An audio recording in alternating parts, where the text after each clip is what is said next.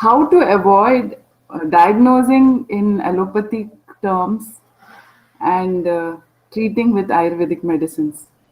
What happens is the moment we see some symptoms, the tendency is more towards giving it an allopathic diagnosis. Hmm. So, as an Ayurvedic practitioner, Hmm. how can we correlate, or how can we find the that gap of trying not to diagnose with that allopathic diagnosis and pure Ayurvedic medicine to be given?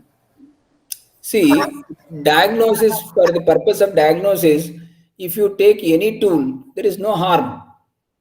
It is up to the standpoint where you need to reach. Once you reach there, it may be your diagnosis as in the form of modern medicine terminology, or whether it is in Ayurveda, you need to come to one end.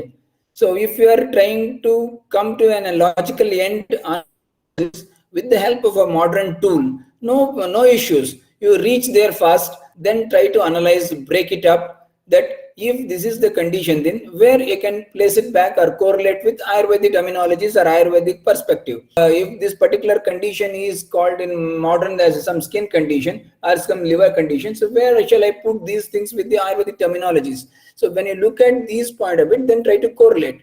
Then accordingly, you will find some clues to match it to exactly where these terminologies of modern can be correlated with the Ayurvedic terminologies. And once you achieve that, definitely accordingly, the treatment planning can be done. You should not have that taboo that we should not diagnose through allopathic terminology. That should not be there.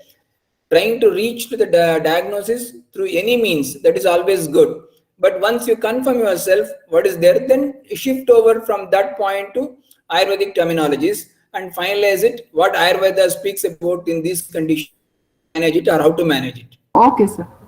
But the knowledge of Ayurveda has to be thorough, so that, because Ayurveda is so vast that the Vata, Pitta, Kapha types also have to be, like for example, fever also can be of Vataja type, Pittaja type. Allopathy has only one, paracetamol.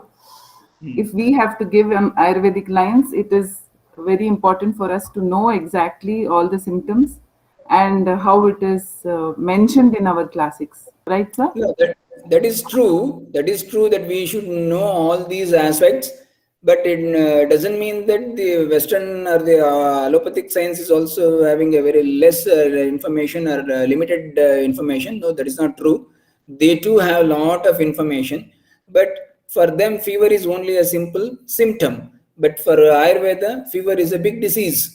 So that is the difference between us and their thinking. So when there is a fever, we also try to correlate with the associated factors and lakshanas. So once associated things, based on that, we try to analyze which dosha is involved, and accordingly which are the dhatus involved and what are the manifestation of lakshanas. Once all these things are a chain is achieved, then we come to know exactly the samprapti. Once this samprapti is understood, then accordingly we will go for the breaking of the samprapti. So there are set of standard protocols given by acharyas in whichever the dosha is involved, in whatever the way, and in conditions, what to do, what not to do. So accordingly we should plan it.